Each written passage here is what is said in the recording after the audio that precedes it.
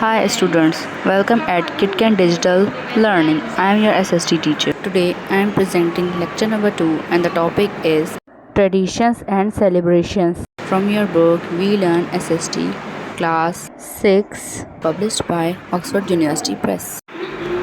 Before start our today's topic, I would like to advise you few tips for effective learning and take maximum benefits from KitKan Digital Learning. Number 1, like and subscribe channel so don't missing any video. Number 2, carefully listen and watch video from start to end.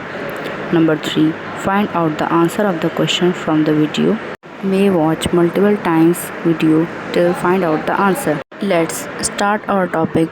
Traditions and celebrations. Traditions जो होती हैं वो एक तरह की practice या believe होता है एक ग्रुप ऑफ पीपल का जो उनका जनरेशन टू जनरेशन यानी उनके परदादा दादा से चलता आता है। ट्रेडिशन जो है वो सोसाइटी बनाती है, इसके कोई लिखाई में इनके कोई रिकॉर्ड नहीं है, कहीं इन ट्रेडिशंस के बारे में लिखा हुआ नहीं, ये बस सोसाइटी अपनी मर्ज़ी से बना लेती है।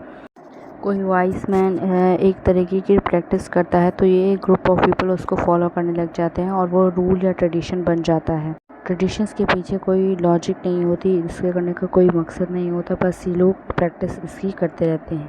ट्रेडिशंस हमेशा रिलीजियस नहीं होते, ये अक्सर कल्चरल सेलिब्रेशंस भी होते हैं, सीज़न या फिर स्पोर्टिंग कोई इवेंट या family function. For example Pakistan में मिठाई बांटना एक ट्रेडिशन है। जब भी हमें कोई खुशी की खबर मिलती है, कोई पैदा होता है या किसी की इंगेजमेंट होती है, घर लिया है नया, एग्ज़ाम में गुड मार्क्स लिए हैं, प्रमोशन हुई है या हॉस्पिटल से कोई आया है, तो ये हम उसकी खुशी में जो है वो मिठाई बांटते हैं, ये ट्रेडिशन है। इसी तरह ही हॉस्पिटैलिटी भी हमारा एक अच्छा ट्रेडिशन है, मेहमान नवाजी भी हमारा ट्रेडिशन है। Why are celebration held? Celebrations क्यों की जाती हैं? पूरी दुनिया में जो लोग हैं वो डिफरेंट कल्चर के, डिफरेंट बिलीव के हैं, उनके डिफरेंट फेस्टिवल्स होते हैं, डिफरेंट सेलिब्रेशंस होती हैं, रिलीजियस डे होते हैं, जैसे बर्थ एनिवर्सरीज हो गई किसी लीडर की या हिस्टोरिकल कोई इवेंट हो गया, उसकी खुशी में हम लोग जो है वो सेलिब्रेट करते हैं। कोई ट्रेडिशन हो, कोई कॉमन प्रैक्टिस हो, वो फैमिली फ्रेंड्स एक साथ मिलकर पढ़ते हैं, प्रे करते हैं, इबादत करते हैं या एक दूसरे को गिफ्ट्स देते हैं, एक दूसरे से मिलते हैं, फ्लावर्स देते हैं, फूड शेयर करते हैं, कुछ मीठा शेयर करते हैं, अपने ट्रेडिशन को रिस्पेक्ट देते हैं। इसी सबको जो है वो सेलिब्रेशन कहा जाता है। ये इम्पॉर्टेंट है कि ट्रेडिशन और सेलिब्रेशन जो है वो जनरेशन टू जनरेशन हम लोग करते जाएं, क्योंकि ये फैमिलीज़ और ग्रुप्स को जो है वो एक साथ जोड़ कर रखती है। इससे वैल्यूज़ हमारी पता चलती है, लॉयल्टी कंट्री के साथ पता चलती है, कोई स्पोर्टिंग स्पिरिट हम लोगों की हो वो पता चलती है। जैसे फार्मर्स का कोई दिन होता है, टीचर्स का कोई दिन होता है, पेरेंट्स का कोई दिन होता है, उसको हम लोग सेलिब्रेट करते हैं तो वो ट्रेडिशन बन जाता है। ये इस तरीके के ट्रेडिशन सेलिब्रेट करने से हम लोग डिफरेंट कल्चर के या विदाउट बैकग्राउंड किसी का देखे हम लोग एक साथ मिलकर खुशी से सेलिब्रेट कर सकते हैं। Some interesting tradition from around the world. पूरी दुनिया के कुछ इंटरेस्टिंग सेलिब्रेशंस, जैसे जापानीज़ टी सेरेमनी।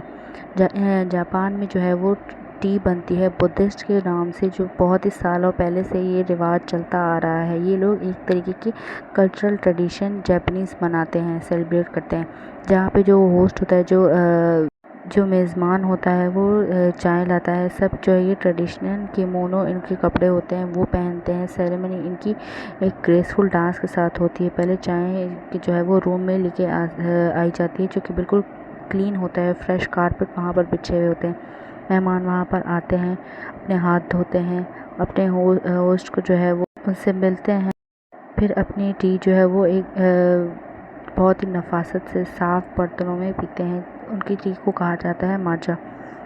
पहले वहाँ के मेहमानों को टी सर्व की जाती है, वो वहाँ से एक कप पीते हैं और वो अगले गेस्ट को पास करते जाते हैं, सिप लेते जाते हैं और कप जो है वो हर ईच गेस्ट को पास होता जाता है।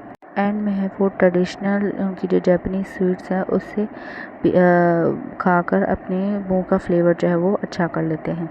उसके बाद है एविल आई। तुर्कीज़ का ये एक तरीके का चार्म होता है जो एविल आई से बचने के लिए होता है। इसको बंकुक नज़र कहते हैं। ये एक तरीके का तावीज़ होता है जो ग्लास से बना होता है, जिसके बीच में जो है वो ब्लैक आई पेंट हुई होती है और सेंटर में ब्लैक आई पेंट होती है, साइड से जो है वो ब्लू होता है। ये इंसान की प्रोटेक्शन के लिए ये लोग पहनते हैं।